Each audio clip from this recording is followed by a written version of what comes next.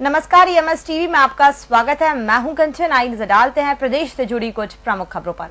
प्रदेश के 9 लाख से ज्यादा सामाजिक सुरक्षा पेंशन के हितग्राहियों को सरकार नए साल में दोगुनी पेंशन का तोहफा दे सकती है। अभी इन्हें मात्र 150 रुपए महीना पेंशन मिलती है। इस राशि को दोगुना करने पर सामाजिक न्याय विभाग में सैद्धांतिक सहमति बन गई है। इस निर्णय के लागू होने पर सरकार के ऊपर सालाना 150 करोड़ रुपए से ज्यादा का वित्तीय भार आएगा। पेंशन राशि बढ़ाने को लेकर अंतिम निर्णय 4 जनवरी को मुख्यमंत्री शिवराज सिंह चौहान की अध्यक्षता में होने वाली विभागीय समीक्षा में होगा। प्रदेश में शुरुआत से ही सामाजिक सुरक्षा पेंशन योजनाओं में 150 रुपए महीने दिए जा रहे हैं। 5वीं और 8वीं की परीक्षा इस बार भी बोर्ड पैटर्न पर ही होगी। केंद्र सरकार अब तक RTE की धारा 30 को खत्म करने का निर्णय नहीं ले सकी है। हालांकि central advisory board of education की उप समिति ने दोनों परीक्षाओं को बोर्ड करने की अनुशंसा कर दी है।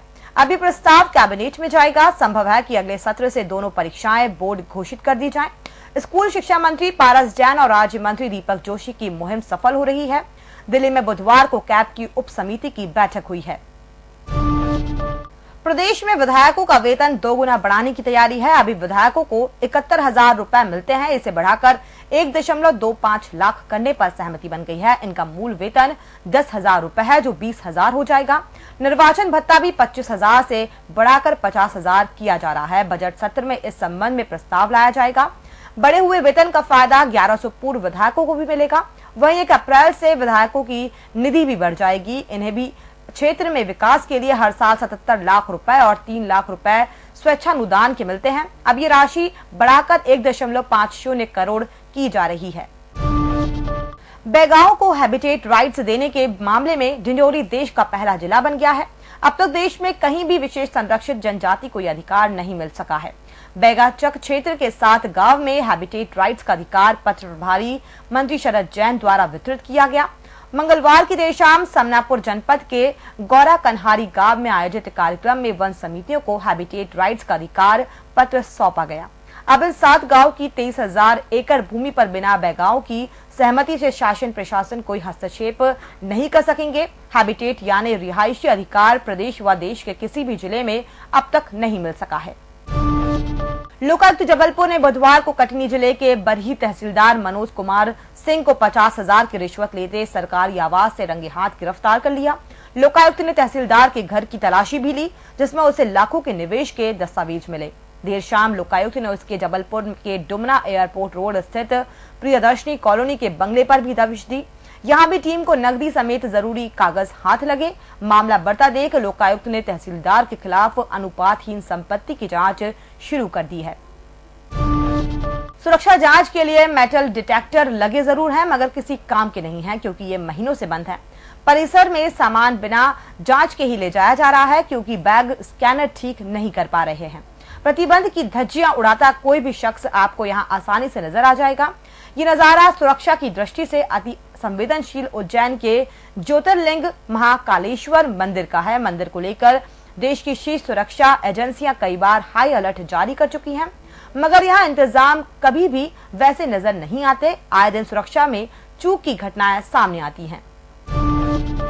मोतियाबिंद के ऑपरेशन के लिए जैसे ही एक बुजुर्ग को ले जाया गया, उसकी मौत हो गई। बुजुर्ग की मौत से गुस्साए परिजन ने ओटी में घुसकर हंगामे में ओटी में लगे माइक्रोस्कोप समेत करीब 10 लाख के उपकरण तहस नहस कर दिए।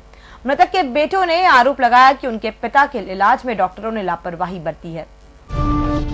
इंदौर की इंडियन इंस्टीट्यूट ऑफ मैनेजमेंट में ड्रग्स लेने वाले 10 विद्यार्थियों को 6 माह के लिए निलंबित कर दिया गया, जबकि एक को बर्खास्त किया गया है। सभी IPM प्रोग्राम के थे।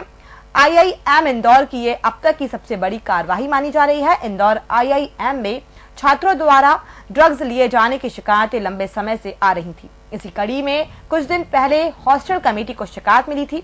इसके बाद कमेटी ने कैंपस में बने हॉस्टल के कमरों की सरप्राइज विजिट करवाई। इसमें विद्यार्थियों के कमरों में ड्रग्स मिले। कुछ विद्यार्थी ड्रग्स लेते हुए भी मिले। स्टूडेंट्स अफेयर्स कमेटी ने पूरे मामले की पड़ताल की तो IPM के 11 विद्यार्थी इसमें शामिल पाए गए।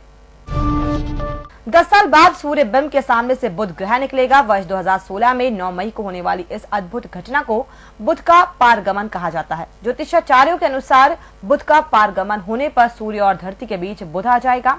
बुध का पारगमन शाम 4:30 बजे से शुरू होगा और रात 12:10 तक रहेगा। इस दौरान सूर्य बिंब पर बुध काले तिल के समान दिखाई देगा। ये सूर्य की किरणों में अवरोध उत्पन्न करेगा। इसे दूरबीन से देखा जा सकेगा। उत्तर भारत में हर साल सर्दियों में छाने वाले घने कोहरे के कारण 8 जनवरी से 26 फरवरी तक दिल्ली रूट की कुछ ट्रेनों को कैंसिल किया गया है। इनमें शताब्दी, भोपाल एक्सप्रेस, श्रीधाम एक्सप्रेस को अलग अलग दिनों में कैंसिल करने की घोषणा की गई है। अब इस लिस्ट में मालवा एक्सप्रेस को भी शामिल कर दिया गया है। इसके अलावा नई दिल्ली हबीबगंज शताब्दी एक्सप्रेस और हबीबगंज नई दिल्ली शताब्दी एक्सप्रेस को प्रति मंगलवार व शुक्रवार को कैंसिल करने का निर्णय लिया गया है। और फिलहाल इस बुलेटिन में इतना ही। और भी खबरों के लिए आप बने रहिए www.emstv.in के साथ। और इसी के साथ ही आप अपने स्मार्टफोन पर गूगल पे में जाकर EMS टीवी की ऐप भी डाउनलोड कर सकते हैं। नमस्कार।